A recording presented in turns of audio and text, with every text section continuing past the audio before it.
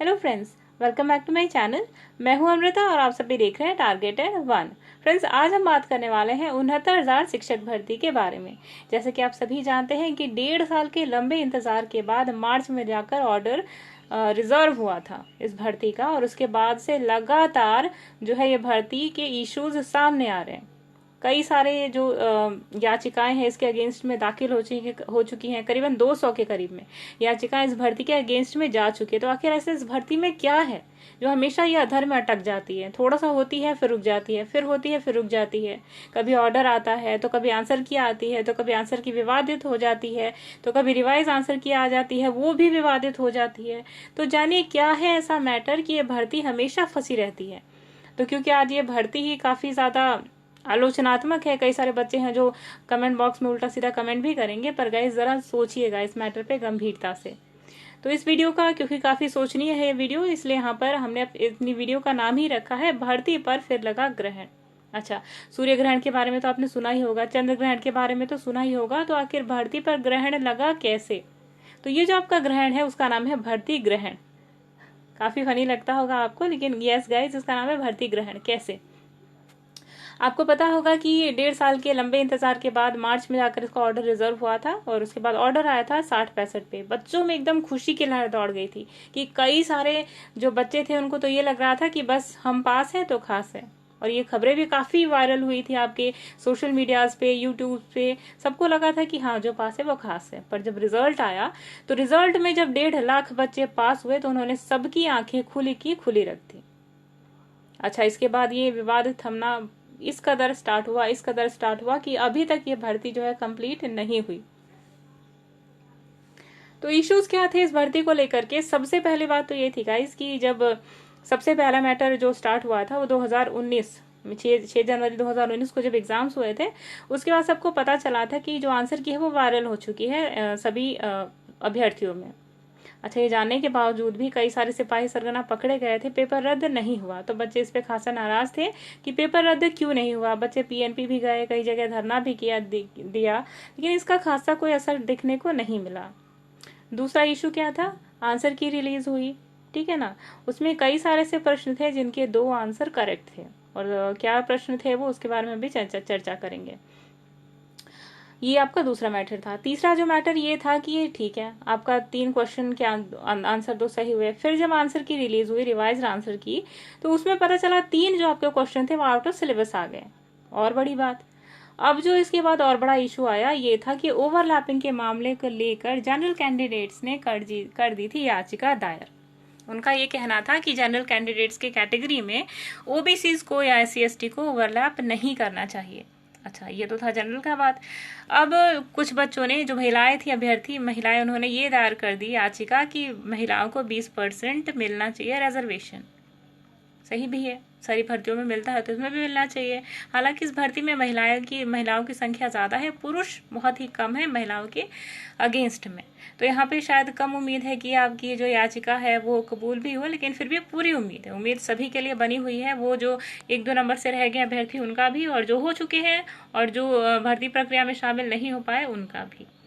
अच्छा, यहाँ पर फिर एक और इशू उठा, एनओसी का मामला। अब ये एनओसी क्या है गाइज? ये वो लेटर होता है जब ये उन अभ्यर्थी को दिया जाता है जो ऑलरेडी कार्यरत होते हैं, जो कार्यरत शिक्षक हैं। जब वो एनओसी लेते हैं तो ही वो दूसरी भर्ती प्रक्रिया में सेम लेवल की अप्लाई कर सकते हैं। तो 68,500 वाले जो कैंडिडेट्स थे उन्होंने अप्लाई किया था 69,000 शिक्षक भर्ती में। तो एनओसी लेटर लेके ही वो इस भर्ती में अपियर हो पा रहे थे। तो कई सारे इश्यूज हैं, और भी सारे इश्यूज हैं आपके कि जो आउट ऑफ सिलेबस क्वेश्चन है वो आखिर क्वेश्चन पेपर में आए कैसे। काफी बड़ा इशू है गाइस, क्योंकि जो क्वेश्चन पेपर बनाने वाला है वो काफी बड़े अधिकारी होते हैं, हर चीज की नॉलेज होती है उनके पास, हर एस्पेक्ट से चीजों को देखते हैं, समझते हैं, परखते हैं, तब जाके, क्योंकि एक्सपर्ट माने जाते हैं भाई। तो आउट ऑफ सिलेबस 3 क्वेश्चन आए कहाँ से? तो ये कई सारे मुद्दे हैं, सोचनीय मुद्दे, जिन पर आप सभी को काफी गहन चिंता करके सोचनी चाहिए, चिंतन करना चाहिए। अच्छा, सबसे बड़ा मैटर जो इस भर्ती में आ रहा है वो ये कि सब बच्चों का मानना है कि 140 के ऊपर के जो बच्चे हैं वो सभी उन सभी के साथ में उन सभी का घोटाले में हाथ है, घोटाला हुआ है इस भर्ती में। काफी प्रूफ भी बच्चे शेयर कर रहे हैं, कई लोगों की मार्कशीट शेयर कर रहे हैं, रोल नंबर शेयर कर रहे हैं, एज शेयर कर रहे हैं। कई सारे ऐसे लोग हैं, अभ्यर्थी हैं जिनका जो 140 मार्क्स है और सारे ज्यादातर आपको प्रयागराज के ही मिलेंगे। तो बच्चों का मानना यह है कि बच्चों ने, जो अभ्यर्थी हैं 140 प्लस, उनका बहुत बड़ा हाथ हो सकता है इस भर्ती के घोटाले में। अच्छा, अब जो मैटर है जो सबसे ज्यादा सीरियस है वो ये कि बच्चों ने मांग करी थी भर्ती के रद्द होने की। हालांकि भर्ती रद्द नहीं हुई, क्योंकि लगातार जो बड़े बड़े जो पॉलिटिकल लीडर्स हैं उनका मानना यह था कि भर्ती रद्द नहीं होनी चाहिए। बच्चे जो है 140 प्लस वाले वो प्रतिभाशाली हैं। ये और इशू की बात हो गई। कैसे? आपको पता होगा कि कई सारे ऐसे अभ्यर्थी हैं जिनका 140 प्लस मार्क्स है सुपर टेट में, और कई सारे ऐसे और उन्हीं सब अभ्यर्थी यानी जो 140 प्लस कैंडिडेट्स हैं उनका जब 5 या 6 महीने का आपको प्रिपेयर करने का टाइम मिला था, सिर्फ 5 सब्जेक्ट, जब आपने सिर्फ 83 मार्क्स स्कोर करे थे, उससे भी कम या 100 से कम। लेकिन जब आपको 1 महीने टाइम मिला था स्कोर करने का मार्क्स, तो आपने ऐसी कौन सी तैयारी कर ली जो आपने 1 महीने के अंदर 150 प्रश्न एकदम सही कर दिए। क्या बात है! कौन सी प्रतिभा से आपने इतनी मेहनत और लगन से पढ़ाई करी थी? तो ये सब बच्चों ने लगातार डिमांड की थी इन सारे स्टूडेंट्स की, कैंडिडेट्स की इंटरव्यूइंग की। तो इंटरव्यू करना अच्छी बात है, लेकिन प्रशासन या मीडिया की तरफ से कुछ खास रिस्पांस नहीं मिला। अब ये ऐसा चुप्पी क्यों है, ये खुद मीडिया वाले या राजनेता बता सकते हैं, क्योंकि गाइस काफी बड़ा इशू है और ये गलती राजनेताओं की भी नहीं है। इसमें उन बच्चों का भी लॉस होता है जो बच्चों ने काफी मेहनत करके 140 और 130 प्लस मार्क्स, 120 और 130 प्लस मार्क्स लेकर आए हैं। हालांकि 140 वालों की तो बात ही अलग है। तो ये सारे इश्यूज थे गाइस जो इस भर्ती को लटका कर या फंसा कर रख रहे हैं। और ये जो आपका कांड है ना, उसका नाम भर्ती कांड आप कहें तो ज्यादा बेटर होगा, क्योंकि भर्ती तो अब रही नहीं है। ठीक, तो ये था आपका चिंतन का। आप थोड़ा सा अब शांतचित होकर इस चीज का चिंतन कीजिएगा कि भर्ती क्यों इतनी ज्यादा फंस रही है, इसका मैटर क्या है। अच्छा, ये तो था आपका काम। अब चलिए मुद्दे की बात करते हैं। तो मुद्दे का बात है हमारा कि आपकी भर्ती जो है 69,000 शिक्षक भर्ती, उस पर लगा स्टे। चलिए जानते हैं हम पूरा मामला क्या है। तो मामला यह है आपका कि आंसर की मामले पर हाई कोर्ट ने 8 मई के बाद की सारी प्रक्रियाओं पर स्टे लगा दिया है। ठीक, और ये जो विवाद था, ये जो सारे विवादित प्रश्न थे, वो यूजीसी के एक्सपर्ट को रेफर कर दिए गए हैं। यानी कि 2 हफ्ते के बाद ये रिपोर्ट देंगे यूजीसी के एक्सपर्ट, और तब सभी तरह की भर्ती प्रक्रिया माननीय कोर्ट ने तब तक के लिए रोक दी। और आपका ऑर्डर लगभग 12 बजे के करीब में लोड हो जाएगा, हो भी चुका होगा। तो चलिए देखिए पैटिशनर्स के बारे में जानते हैं। तो ये जो आपकी जो पूरी प्रक्रिया है वो कहाँ हुई थी? Allahabad high court Lucknow bench में, और केस नंबर था आपका 8063, और जो पैटिशनर थे उसमें थी अमिता त्रिपाठी एंड अदर्स। और ये कहाँ पे हुआ था? कोर्ट नंबर 2 में सुना जा रहा था। और जस्टिस थे ऑनरेबल आलोक माथुर सर, और एडवोकेट थे सीनियर एडवोकेट मिस्टर सुदीप सेठ एंड अवधेश शुक्ला। अच्छा, यहाँ जो इम्पोर्टेंट चीज है आपको जाना वो यह है कि 12 मई तक समस्त प्रक्रियाओं पर लगी है रोक, और कोई भी मार्कशीट किसी को भी मार्कशीट अभी जमा नहीं करनी है। 8 मई के बाद से सरकार द्वारा कराई गई सभी प्रक्रिया पर रोक। और ये प्रक्रिया कौन सी होंगी? न उत्तरमाला में कोई संशोधन होगा, न ही उत्तरमाला संशोधित बाहर मतलब रिलीज करी जाएगी, परिणाम भी रिलीज नहीं किया जाएगा, जिला विकल्प भी नहीं एक्सेप्ट किया जाएगा, जिला आवंटन भी नहीं होगा, काउंसलिंग प्रक्रिया तथा समस्त जो प्रक्रिया है वो सब शून्य घोषित कर दी गई है। तो काफी बड़ा इशू है आपका। जो भी बच्चे अब नियुक्ति पत्र के पास थे उन्हें काफी हताशा का सामना करना पड़ेगा। हालांकि जो बच्चे जिनका नहीं हुआ था उन्हें थोड़ी सी राहत की सांस मिली होगी, क्योंकि हो सकता है इधर बीच ये जो मैटर आपका फंसा था धांधली वाला वो भी उजागर हुए। तो कई सारे एस्पेक्ट हैं, कई पॉजिटिव भी हैं और नेगेटिव भी हैं। पॉजिटिव ऐसे कि हो सकता है कि आपकी भर्ती का जो मामला फंसा हुआ है वो निकल कर बाहर आ जाए, या फिर हो सकता है कि ये भी हो सकता है कि ये जो जब ये सुनवाई हो रही हो इधर बीच कुछ बच्चे ऐसा याचिका दायर कर दें कि जो 22,000 के करीब में जो सीटें 68,500 में बची थी उनको बेस में ऐड कर दिया जाए। तो कई सारे एस्पेक्ट हैं आपके पॉजिटिव। अच्छा, नेगेटिव एस्पेक्ट क्या है? नेगेटिव एस्पेक्ट ये है गाइस कि जिन भी बच्चों ने काफी मेहनत करी थी और इस एग्जाम को निकालने में दिन रात एक कर दिया था, तो ऐसे बच्चे जब इस भर्ती की प्रक्रिया के बहुत पास है, हालांकि 1.5 साल इंतजार, लंबे इंतजार के बाद जब वो अपने नियुक्ति पत्र का इंतजार कर रहे थे, तभी अचानक भर्ती प्रक्रिया पे रोक लग गई। तो ये था आपका नेगेटिव पॉइंट। और भी एस्पेक्ट हो सकते हैं गाइस जो आप खुद जानते हैं, जो इसे यहाँ पर डिस्कस करना अप्रोप्रिएट नहीं है। ठीक है ना। तो नेक्स्ट जो आपका मैटर है जिस पे हम डिस्कशन करेंगे वो है आपका किन प्रश्नों पर था विवाद। तो ये जो 3 प्रश्न थे गाइज ये बहुत ज्यादा प्रचलन में आए थे विवादों में। तो पहला जो आपका प्रश्न था वो था नामपंथ का। जिसमें आपने गोरखनाथ की बातें, गोरखनाथ जो थे उनके बारे में, और मत्स्येंद्र नाथ का जो विवाद था उसके बारे में था। और दूसरा जो आपका था प्रति व्यक्ति आय का प्रश्न, और तीसरा था डिसलेक्सिया का।